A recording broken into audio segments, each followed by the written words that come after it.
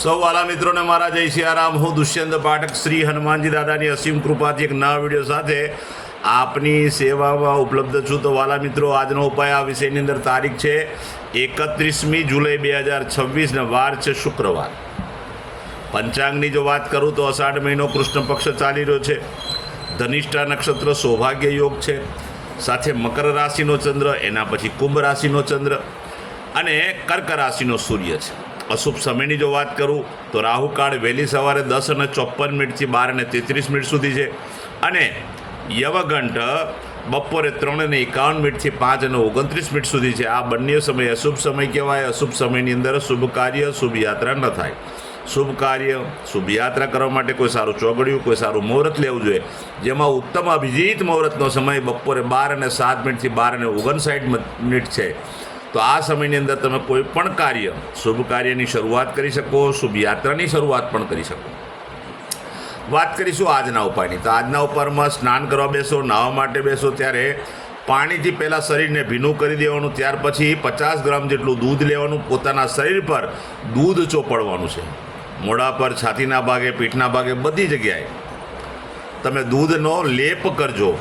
દૂધ ચોપડી દીધા પછી તમારે ચોખ્ખા પાણીથી નાહવાનું છે. ચોખ્ખું પાણી ઉમેરી પણ શકાય, નવું પાણી પણ લઈ શકાય અને સાથે સાથે સાબુ અને શેમ્પૂનો ઉપયોગ પણ કરી શકાય. કાળજી એટલી રાખવાની છે, જ્યારે દૂધ લગાડો ત્યારે માથાના વાળમાં અને પગના તળિયાની અંદર તમારે દૂધ લગાડવાનું નથી.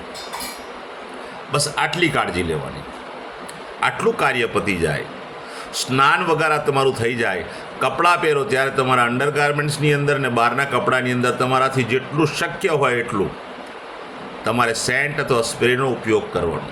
તમારી સાથે સેન્ટ અને સ્પ્રે હોય તો તમે ભરપૂર માત્રામાં તમે તમારા શરીર ઉપર સેન્ટ અને સ્પ્રેનો ઉપયોગ તમે કરી શકો છો.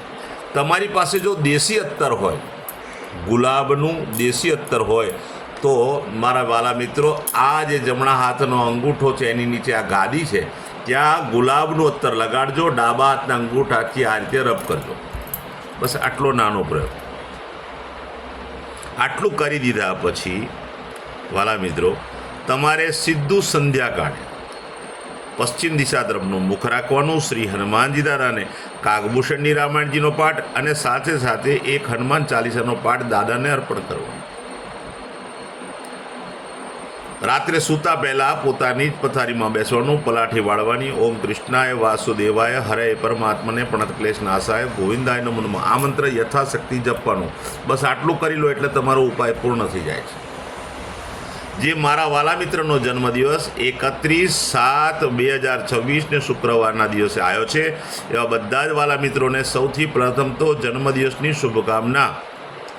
શ્રી હનુમાનજી દાદા એમની મનોકામના પૂર્ણ કરે, બલબુદ્ધિને વિદ્યા આપે, એમનું અને એમના પરિવારનું રક્ષણ કરે. ઉપાયના ભાગરૂપે મેં કહ્યું તે પ્રમાણે સ્નાન અને મેં કહ્યું તે પ્રમાણે અત્તરનો અથવા સેન્ટનો સ્પ્રેનો ઉપયોગ કરવાનો.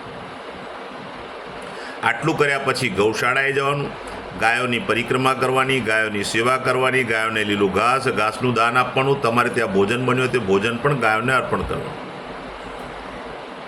આ કાર્ય પતી જાય ત્યાર પછી બિલકુલ સીધું સંધ્યાકાળે ખાંડ અથવા ખાંડમાંથી બનેલી કોઈ પણ વસ્તુ નાના નાના બાળકોને, જરૂરિયાતમંદ લોકોને, ગરીબોને, શ્રમિકોને, વડીલોને, બ્રાહ્મણોને તમારે ભેટ સ્વરૂપે આપવાની છે. જો ખાંડમાંથી બનેલી મીઠાઈ આપશો તો પણ ઉત્તમ પરિણામ પ્રાપ્ત થશે. કશું જ ના મળે તો ચપટી ચપટી ખાંડ આપજો, ઉત્તમ પરિણામ પ્રાપ્ત થશે. બસ આટલું જ કાર્ય કરવાનું છે. આટલું કરશો એટલે આખું વર્ષ આનંદ સહિત તમારું પસાર થશે. વિશેષમાં કંઈક કરવાની ઈચ્છા હોય તો કોઈ પણ કુંવારી કન્યાને તમે ભેટ સ્વરૂપે શ્રૃંગારનો સામાન આપી શકો. હાલ ગૌર્યોનો પર્વ ચાલી રહ્યો છે. જો તમે ગૌર્યોનું વ્રત કરતી જે દીકરીઓ હોય એને તમે સૂકો મેવો ભેટમાં આપશો તો પણ ઉત્તમ પરિણામ પ્રાપ્ત થશે.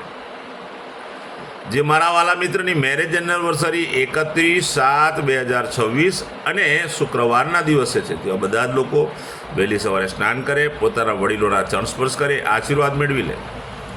પછી પતિ અને પત્નીએ ગૌશાળાએ જવાનું, ગાયોની પરિક્રમા કરવાની છે, ગાયોને લીલું ઘાસ આપવાનું છે, ઘાસનું દાન આપવાનું છે.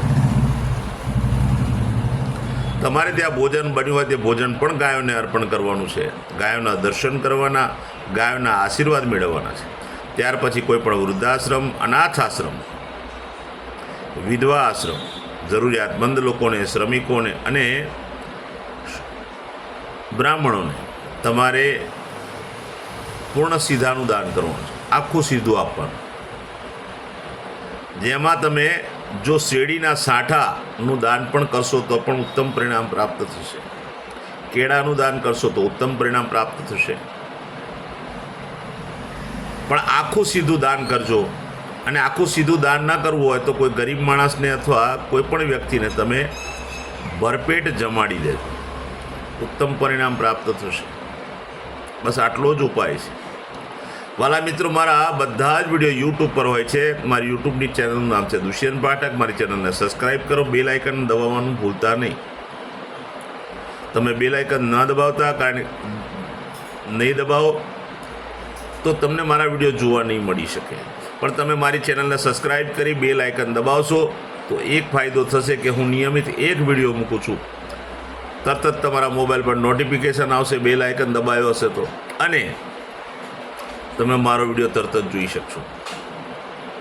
એટલે મારી ચેનલને સબસ્ક્રાઈબ કરજો અને બેલ આઇકન અવશ્ય દબાવજો. મારું ઇન્સ્ટાગ્રામ, મારું ફેસબુકનું પેજ, એનું નામ પણ દુષ્યંત પાઠક છે. મારા પેજને ફોલો કરજો, લાઇક કરજો અને પ્રાર્થના કરું છું મારા વિડીયોને શેર કરજો. કોઈ સંઘર્ષમાં ફસાયેલા વ્યક્તિ સુધી આ વિડીયો પહોંચી જશે તો તમને પુણ્ય પ્રાપ્ત થશે. વાલા મિત્રો, હું નિયમિત એક વાત પ્રમાણિકતાથી કહું છું કે મારો એકવાર વિડીયો જોવાથી કે એકવાર ઉપાય કરવાથી 24-48 કલાકમાં પરિણામ નથી આવવાનું. આ કોઈ ચમત્કારની વાતો નથી. પણ મારો નિયમિત વિડીયો જોશો અને તમે નિયમિત ઉપાય કરશો તો હું વિશ્વાસ સાથે કહું છું કે તમારા જીવનમાંથી સંઘર્ષ, પીડા, દુઃખ, ચિંતા, ટેન્શન ઓછું થશે. નવા વિડીયોમાંથી ફરી મળીશું. આપ સૌને મારા સીતારામ.